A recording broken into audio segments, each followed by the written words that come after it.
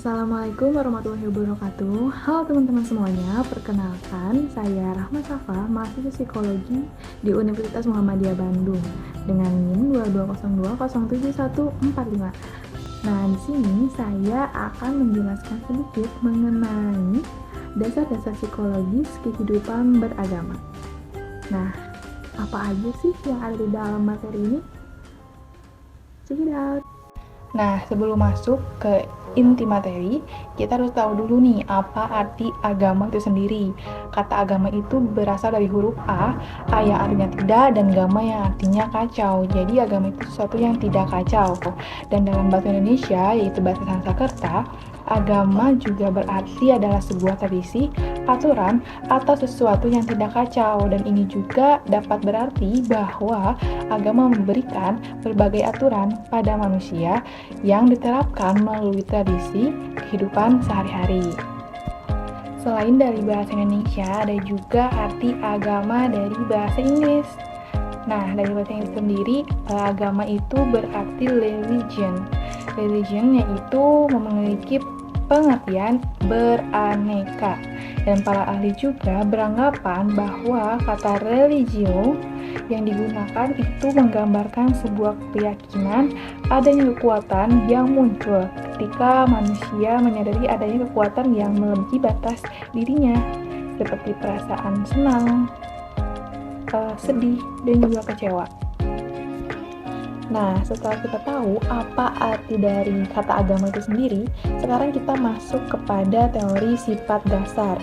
Nah, menurut buku yang telah saya baca, yaitu buku Psikologis dan Kesehatan Mental, menurut Eva Subandi, agama ini dianggap sebagai ekspresi dan dorongan secara ilmiah atau insting manusia.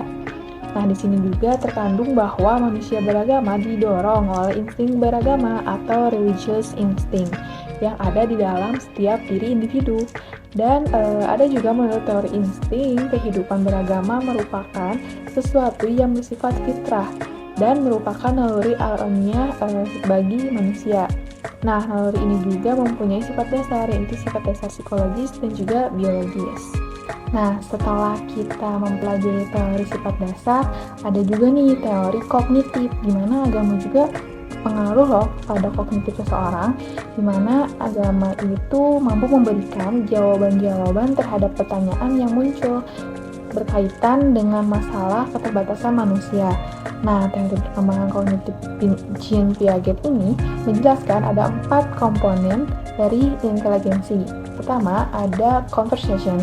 Conversation ini menurut Alkin diartikan sebagai pencarian selama hidup terhadap sesuatu permanen atau tetap di tengah-tengah dunia yang selalu berubah. Nah, permanen ini artinya sesuatu itu ada meskipun tidak nampak. Yang kedua, setelah conversation ada prinsip repression, yaitu menyebutkan bahwa pikiran manusia selalu berusaha membuat simbol-simbol yang mewakili sesuatu dalam realitas. Yang ketiga ada prinsip search of relation, yaitu pencarian adanya hubungan-hubungan yang merupakan komponen dari sifat dasar kognitif, yaitu seperti seorang yang selalu berusaha memahami keterkaitan antara hal yang satu dengan hal yang lainnya. Dan terakhir, yang keempat ada prinsip search of compression, yaitu agama juga memberikan jawaban pada komponen perkembangan kognitif, yaitu perjuangan untuk mendapatkan pemahaman yang menyeluruh.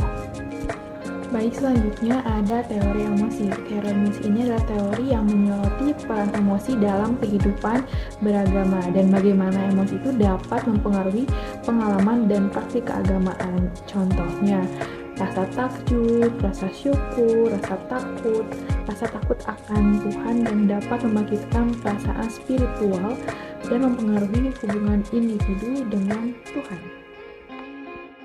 Baik, yang selanjutnya, yang terakhir ada teori lain-lain. Teori lain-lain ini adalah teori yang mencakup teori sosial dan teori aktualisasi diri. Yang pertama, kita akan membahas terlebih dahulu yaitu teori sosial.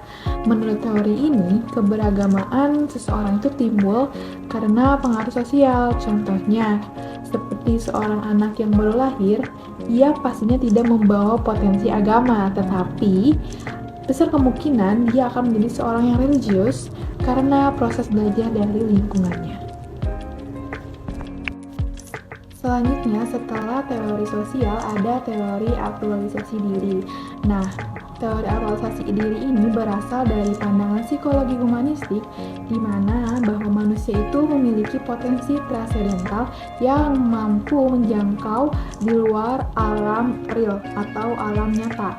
Nah, banyak sekali nih pandangan-pandangan orang yang teraktualisasikan dirinya dan menunjukkan kondisi kesadaran kosmik atau cosmic conscious yang lebih tinggi dan akan mengembangkan ritual keagamaannya pun lebih tinggi lagi.